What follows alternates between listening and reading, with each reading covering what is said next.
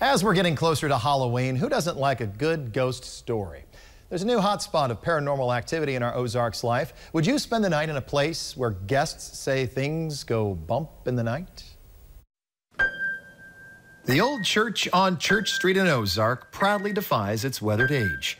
In over a century, this building has seen a lot of good times and bad. I thought I bought this beautiful historic church.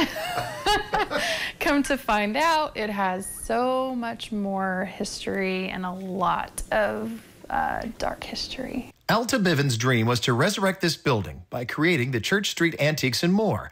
But during the remodeling, that more happened. I was in here one day and felt an entire hand resting on my back. I could feel every finger and the palm just resting. But no one was there. Alta, a member of the Historic River District Board, started looking into her building's past. They had all of the afterlife services right here at this location. Built in the early 1900s as the Methodist Church, it became the Presbyterian Church and Morgue. It later became the Ozark Undertaking Company, the Ozark Embalming Company, and Klepper's Funeral Home. A fan of history, Alta has pieces of the past on display, honoring the former owners. As we learned more about the history of the building, people wanted to stay the night here. And so Alta opened up the back of the building as an Airbnb called the Historic Morgue. We painted, did new windows, refinished the floors after we got the carpet and glue up.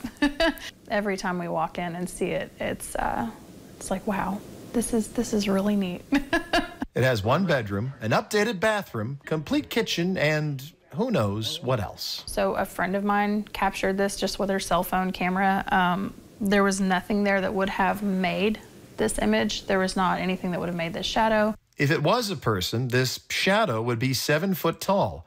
Instead of being scared, Alta was curious. It almost looks like either a pastor's cloak or the pioneer type dress that a woman would wear that was a baggy sleeved, 3/4 length, type dress. We're spending the night at this Scare B&B with David Glidden of 4-State Paranormal. This is our 6th time watching David work, from the Pythian Castle to the Crescent Hotel to last year's stay at the Missouri State Penitentiary. And it was almost as if something was playing cat and mouse. We've seen and heard a lot. We felt it had a really diverse background, so we really wanted to get in here and investigate it and see if we could come up with any explanations to some of the claims and maybe back up some of the activity. From the tall shadow near the bathroom to the sound of footsteps to doors closing on their own and women peering out of windows, there are a lot of claims.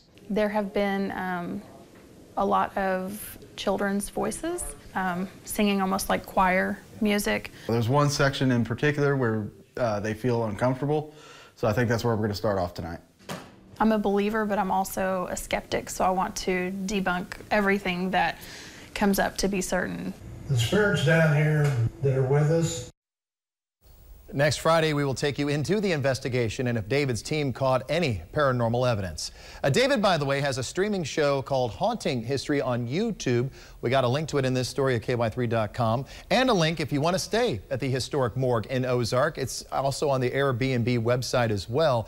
Alta did not open up the church just yet. She opened it up for us. That's not a part of your stay. She's hoping to reopen that antique store, though, this summer. By the way, happy birthday to David's daughter, Annalyn.